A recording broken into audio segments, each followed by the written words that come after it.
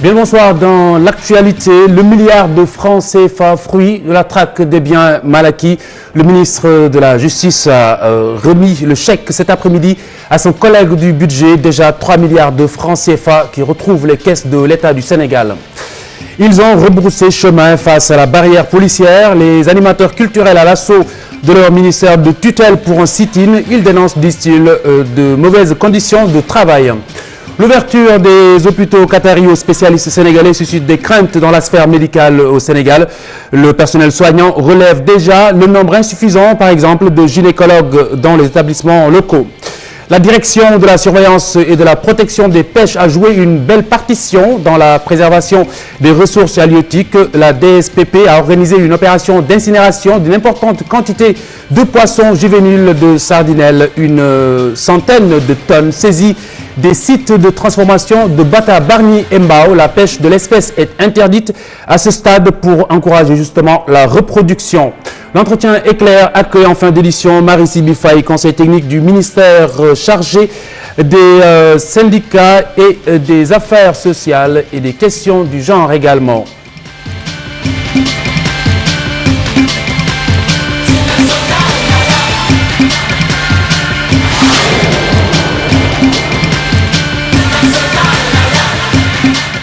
Traque des biens mal acquis, cette traque des biens mal acquis qui voit déjà quelques lueurs, les toutes premières lueurs du bout du tunnel. L'État a recouvré cet après-midi 1 milliard de francs CFA. L'argent émane d'une société de la place qui a préféré transiger au lieu de passer devant la justice. Le ministre de la Justice, justement, qui pilote l'opération, a remis le chèque à son collègue du budget, à son ministère, déjà 3 milliards de francs CFA qui retournent dans les caisses de l'État. Voici le garde des Sceaux. Dans le cadre des négociations, nous avons différentes affaires en cours. Il ne s'agit pas des affaires devant la justice, mais vous avez également des discussions avec différents partenaires économiques qui devaient de l'argent à l'État et qui ont voulu faire l'économie d'un procès. Ce sont des agents économiques, ce ne sont pas des personnes individuelles qui ont préféré transiger et reverser l'argent à l'État. Cet argent-là sera destiné à des activités de développement. Comme je l'ai dit, ce n'est pas le ministère de la Justice qui implémente. Le ministère de la Justice, son rôle, c'est de transmettre au budget. Et au niveau de l'arbitrage du président de la République, ce chèque sera destiné à l'Agence nationale de sécurité de proximité. C'est donc l'occasion ici de remercier aussi les deux collègues pour leur collaboration et le bon usage qui sera fait de ces ressources-là. Les animateurs culturels n'ont pas tenu le sit-in qui avait été prévu devant les bureaux de leur ministère de tutelle. Le mouvement a buté sur la barrière des forces de police. Les agents qui demandent le soutien du ministre dénoncent de mauvaises conditions de travail. Jafaraba Ibou-Diouf. Ce sit-in s'est finalement transformé en une marche. Les forces de l'ordre ont empêché tout regroupement. Ces animateurs culturels sont sommés de quitter les lieux et pourtant, ils avaient leur mot à dire. Les motivations, ce sont les nombreux problèmes justement qu'on a aujourd'hui au ministère de la Culture. Vous avez vu, vous avez entendu la démission du secrétaire général, M. Pape Massane Sen, un doyen de la culture au niveau du ministère de la Culture. Et c'est la première fois dans l'histoire du ministère de la Culture qu'un secrétaire général démissionne. C'est la première fois que vous avez entendu une réunion de coordination se terminer en queue de poisson. C'est la première fois que vous avez entendu en pleine réunion de coordination un ministre de la République s'insulter avec ses agents. Donc ça, on voudrait que ça cesse. Des animateurs culturels qui n'apprécient pas la démarche de leur ministère de tutelle. Ces animateurs culturels défendent leur position, mais les principaux perdants restent le monde de la culture. Le problème, retard de salaire, et finalement il dit que les agents contractuels n'ont pas de contrat en bonne et due forme. Les étudiants de l'École nationale des arts, c'est des problèmes partout, dans beaucoup de services du ministère de la Culture. Et le ministre n'est pas sensible à tous ces problèmes-là. Les agents doivent être dans de très bonnes conditions pour travailler.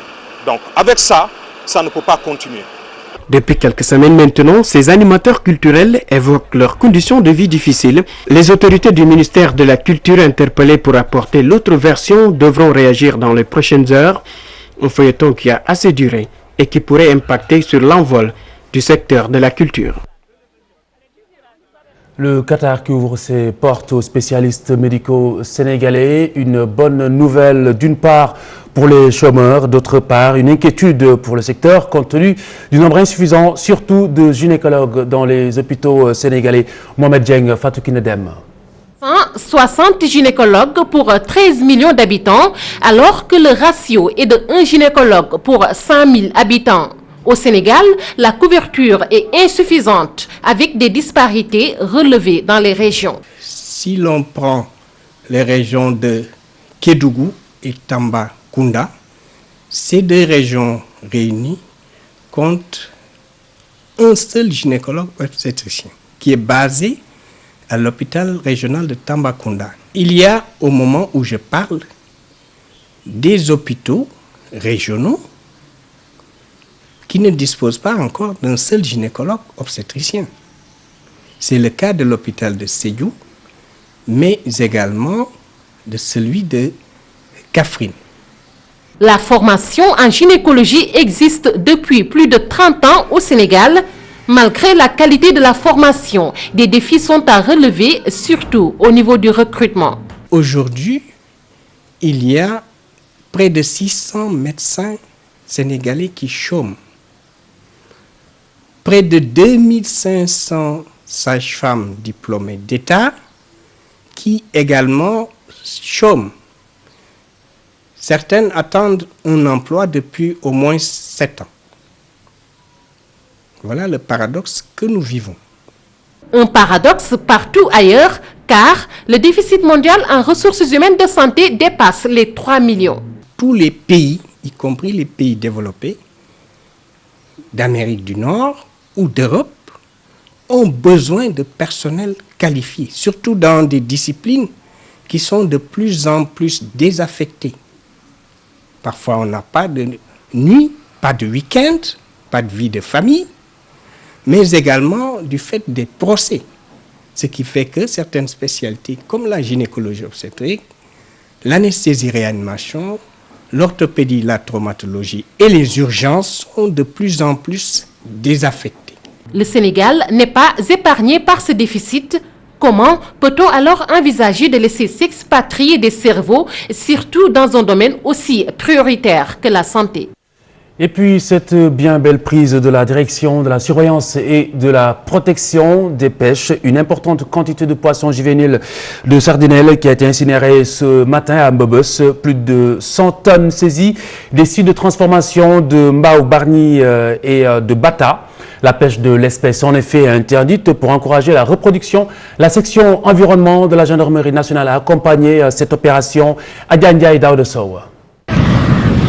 Les forces de l'ordre mobilisées pour l'occasion. Il s'agit de l'incinération de 100 tonnes de poissons, des espèces juvéniles de sardinelles dont la capture est interdite.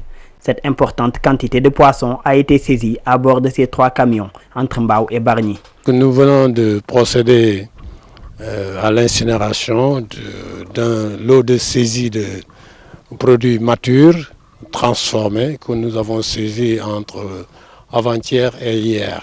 Les pêcheurs se plaignent de venir bredouille lors des marées, et pourtant ce sont ces mêmes pêcheurs aujourd'hui, depuis longtemps, qui procèdent à la capture des poissons qui sont immatures. Cette capture a pour conséquence de stopper, d'arrêter la chaîne de production. L'utilisation des filets monofilaments est interdite au Sénégal. Elle est une des causes de la capture des poissons immatures, un délit pour lequel le service régional des pêches et de la surveillance de Dakar compte apporter des solutions. Une de nos missions aussi, c'est aussi effectuer la surveillance, le contrôle et la surveillance. Donc pour cela, le premier outil qu'on a, c'est les dispositions, c'est quelques dispositions réglementaires. Nous avons la loi, le code de la pêche. Nous avons aussi son décret d'application 498 et nous avons aussi quelques décrets complémentaires. Pour ces poissons saisis, la sanction peut aller jusqu'à 50 000 francs. Une somme jugée faible, même si d'autres mesures sont appliquées pour dissuader les fauteurs. Ce qui est prévu, c'est de procéder à des amendes et de saisir les produits. Donc les produits, lorsqu'ils sont saisis, comme dans ce cas, nous préférons les détruire. L'option de vente existe ou l'option aussi de faire une donation existe. Cette saisie est estimée à 120 millions de francs CFA. Ces poissons devaient être acheminés au Burkina. Face à ce trafic, la direction de la protection et de la surveillance des pêches invite les mareyeurs au respect du code de la pêche pour la bonne reproduction des espèces juvéniles. C'est officiel, le commissaire divisionnaire de classe exceptionnel Abdoulaye Niang est le tout nouveau directeur général de la police nationale et a auparavant dirigé l'office central de répression du trafic illicite de stupéfiants pendant une bonne dizaine d'années. Daniel Diouf. Abdoulaye Niang est réputé intègre par ses pairs. Jusqu'à sa nomination, il était directeur général adjoint de la police nationale et avait comme patron Kodembeng qu'il remplace à la tête de l'institution. En octobre 1982, Abdoulaye Niang intègre la police. Il effectue ses premiers pas chez les limiers comme adjoint au commissaire de Rufisque en juillet 1984. Les expériences s'enchaînent. De Rufisque, il atterrit à la brigade spéciale de répression de l'enrichissement illicite.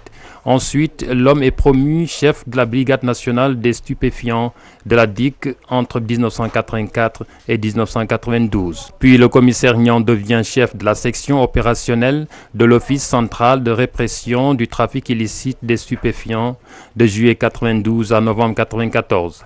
C'est en qualité de commissaire urbain qu'il va servir à Tambacounda de novembre 1994 à novembre 1996, puis commissaire central de Thiès de novembre 1996 à octobre 1998, commissaire central de Guédiawaye entre 1998 et 2000, puis directeur général adjoint de la police nationale en octobre 2012. Le commissaire Abdoulaye Niang, qui parle couramment l'allemand et l'anglais, est diplômé de la police fédérale d'Allemagne, de l'Académie de la police d'Égypte, de la police fédérale des États-Unis. Il est spécialisé dans la lutte contre la drogue. Il a également effectué un séjour à l'Académie internationale américaine d'application de la loi. Sa force reposait sur un bon réseau d'indicateurs qui le mettaient au parfum des modes opératoires des délinquants. Le commissaire Niang, comme le surnomment ses proches, était ainsi le bourreau des narcotrafiquants. Lutte contre le tabagisme, la journée de demain est consacrée à ce combat.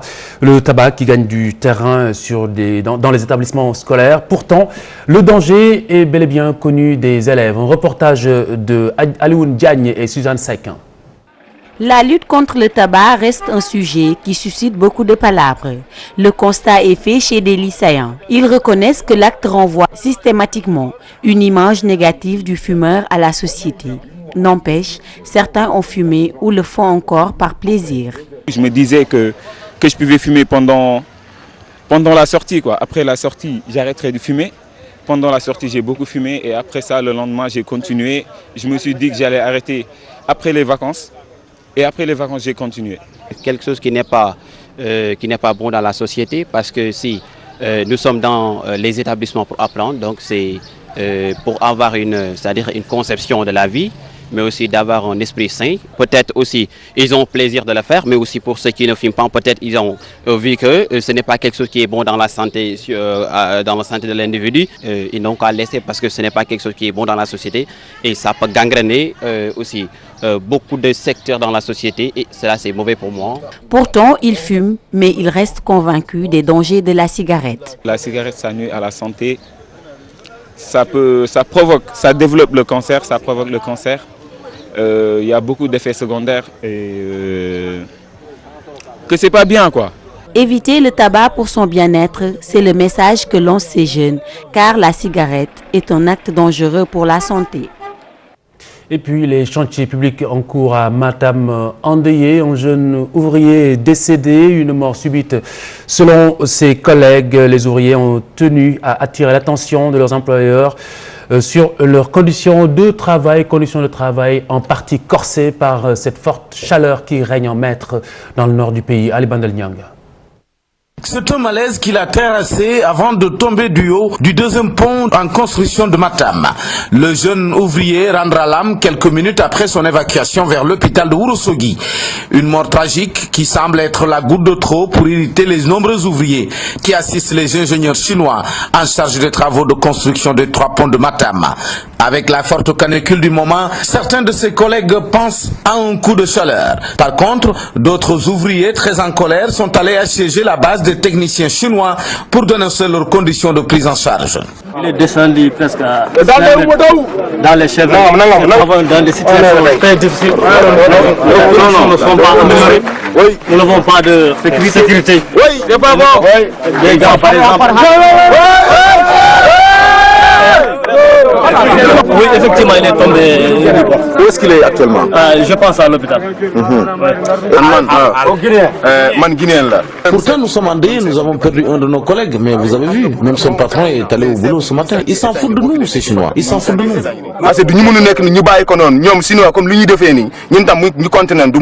Depuis le démarrage de ces travaux, les jeunes de plusieurs nationalités sont engagés dans ce chantier. Des ouvriers qui, en dépit du bon déroulement des travaux qui seront d'ailleurs bientôt achevés, ne cessent de dénoncer leurs conditions de prise en charge. Après les 2 premières victimes sur l'axe Ringer-Matam, c'est donc le 3e drame constaté dans ces 2 grands chantiers pour le désenclavement de la région de Matam. Du nord au sud du pays, à Ziguinchor, les exportateurs de mangue ont bénéficié d'une formation, de renforcement des capacités. À terme, les producteurs devraient pouvoir mieux répondre à la demande et surtout aux exigences des normes internationales. L'Union européenne accompagne ce projet. Écoutez un de ces bénéficiaires de cette formation. Cette formation des producteurs de mangue de la région de Ziguinchor a pour objectif de les amener à utiliser ou en tout cas à maîtriser ce qu'on appelle le référentiel Global Gap. Le référentiel Global Gap, c'est une norme qu'on qualifie souvent de norme privée, mais qui aujourd'hui est une exigence des importateurs de fruits et légumes au niveau des marchés internationaux. Donc nous voulons pendant ces 2 sessions que nous organisons à partir d'aujourd'hui informer amplement les petits producteurs de mangue de cette région vraiment sur les exigences de ce référentiel Global Gap.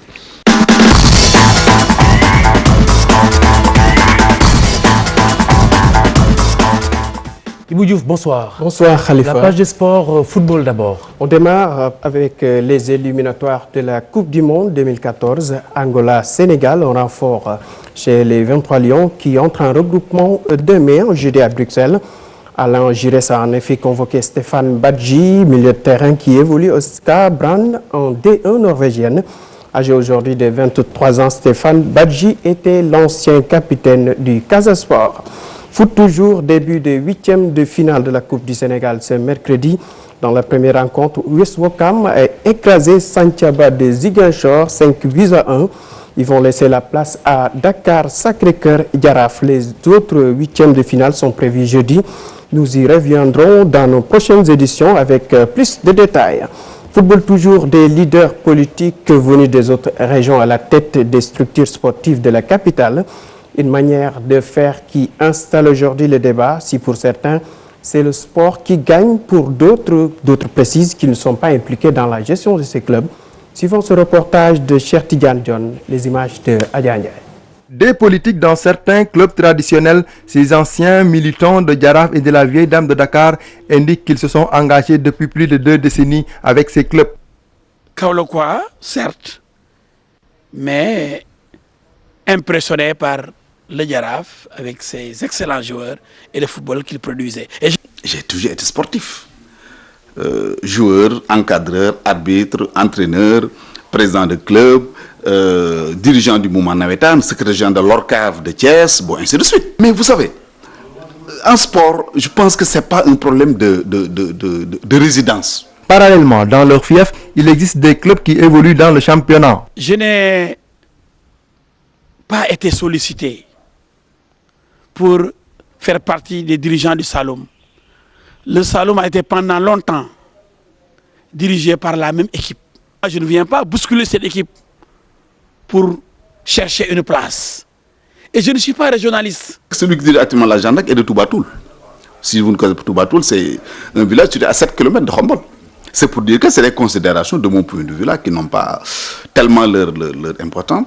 L'essentiel, c'est d'aimer le club L'essentiel, c'est de pouvoir apporter quelque chose au club. Le sport n'a pas de frontières. Selon ses dirigeants politiques, leur engagement est gratuit, soutiennent-ils. Considérez également que moi, je suis venu à la Jeanne d'Arc en tant que dirigeant au niveau national, au moment où la Jeanne d'Arc a eu des difficultés. Parce que comme j'ai l'habitude de dire, quand c'est facile, ça ne m'intéresse pas. Ces dirigeants veulent accompagner les clubs afin de développer le football sénégalais. Basketball à présent, demi-finale aller de la Coupe du Sénégal, filles, ce mercredi.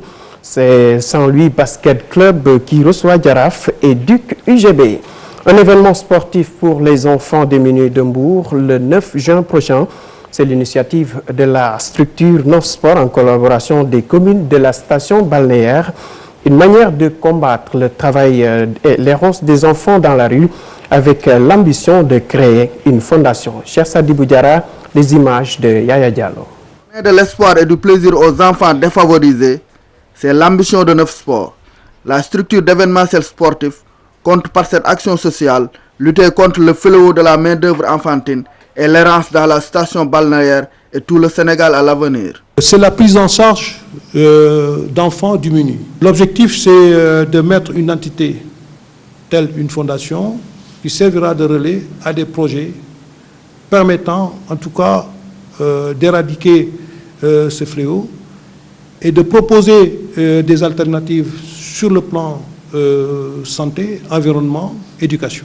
Ainsi, une centaine d'enfants va se retrouver dans un événement sportif le 9 juin prochain. Le 9 juin, nous proposons des activités du soccer, vous pouvez l'appeler du beach soccer, du beach volley, du tennis, l'initiation au tennis et d'autres activités de tennis ballon. Nous avons des modules qui s'y prêtent pour offrir vraiment de vraies activités de vacances aux enfants et combattre le désœuvrement. L'errance commence à prendre en charge le temps de l'enfant. Et pour la réussite de son ambition, Nov-Sport entend s'appuyer sur des partenaires. Nous avons des événements programmés et nous cherchons de l'accompagnement sur le planning. En tout cas, à partir du mois de septembre, nous serons disponibles pour donner de vraies vacances aux enfants. L'action sociale initiée par Nov-Sport peut être une solution avec l'appui de l'État pour éradiquer l'errance des enfants dans les rues.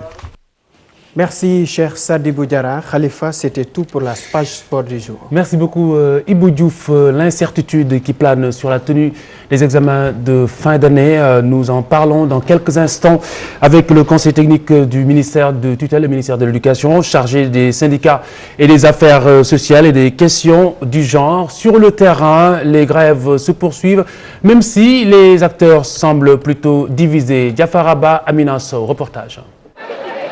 12 heures au lycée Lamine Gueye. Dans les salles de classe, des élèves de terminale en pleine concentration sur les épreuves du second semestre.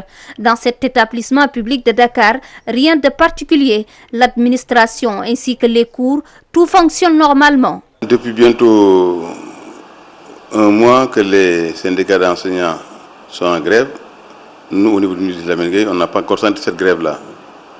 Parce que présentement, on est en composition des terminales. Et ça se passe correctement et sans perturbation.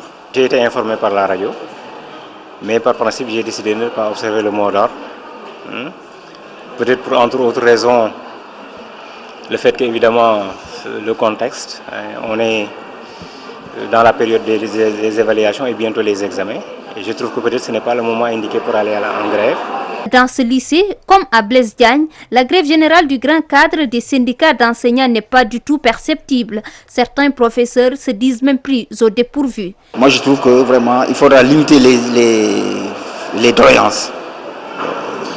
Accepter ce qui est, faire des concessions, je veux dire. Parce qu'on ne peut pas tout avoir. Je trouve que les syndicats font quelquefois tout. Habituellement, évidemment, les décisions se prenaient à partir de la base, mais on constate évidemment il y a beaucoup de mots d'ordre, évidemment, que nous apprenions à partir des médias. Et je pense que peut-être ce n'est pas une bonne démarche, peut-être au plan syndical. Les enseignants grévistes, quant à eux, parlent de 97% de taux de participation au niveau national.